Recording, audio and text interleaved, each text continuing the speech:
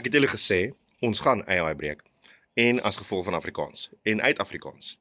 So my liefde vir my taal het my laat besef dat in die omstandighede van Suid-Afrika waar mense nie van ons taal hou nie, dat AI, kunsmatige intelligensie, nie van ons taal hou nie. Ek praat nie net van Afrikaans nie, ek praat van menstaal. Masjiene, rekenaars, compute power is nie gemaak om te praat lang konteksinne nie. Hy soek intent, hy soek 'n eksplisiete instruksie om 'n opdrag uit te voer so vinnig as moontlik, so akkuraat as moontlik. Dit is waar almal die fout gemaak het.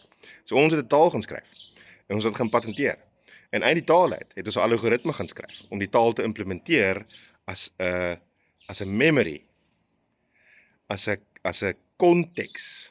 En Afrikaner netwerktegnologie, hierdie maatskappy gaan hy besit.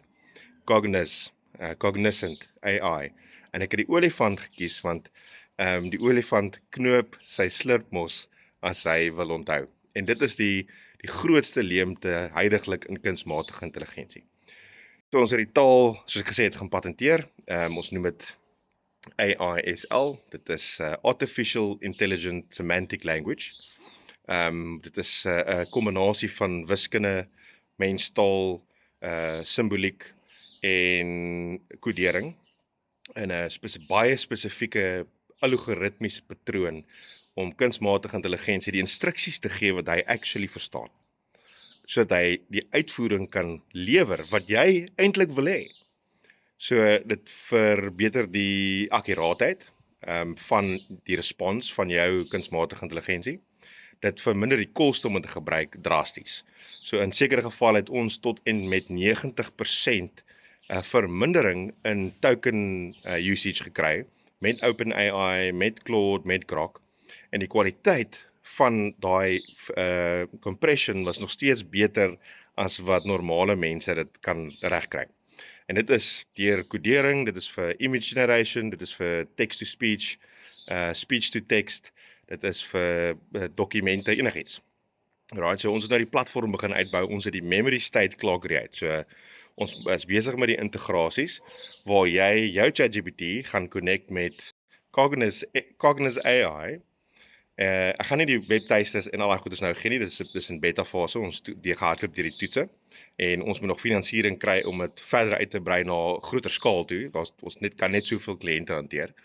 Maar jy gaan jou AI, of dit nou in die web is, as jy nou op die browser gaan, op Chrome, waar ook al, en jy chat met ChatGPT, of dit is in VS Code, as jy Claude Code gebruik, of ChatGPT se Codex gebruik, maak nie saak waar nie. As dit 'n Model Context Protocol het, dan gaan jy dit kan connect. Ons gaan ook 'n API hê, so jy kan jou eie applikasie gaan skryf as 'n ontwikkelaar, sagteware ontwikkelaar, is jy 'n vibe coder, en jy gaan jou applikasie, jou dataset van jou kliënte, of wat ook al jy het, gaan jy kan connect met Cogniz AI, en jy gaan dan dit kan compress in 'n stateful persistent memory, en jy gaan herhaal, dit kan roep, jy hoef nooit weer jouself te gaan staan en herhaal nie.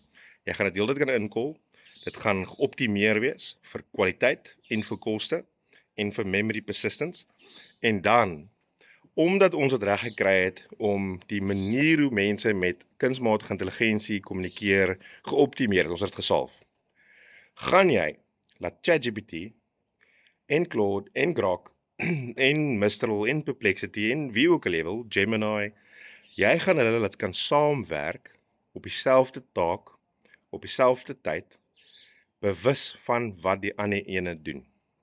So wat is beter as OpenAI? Claude? Wat is beter as Claude? Grok? Nee.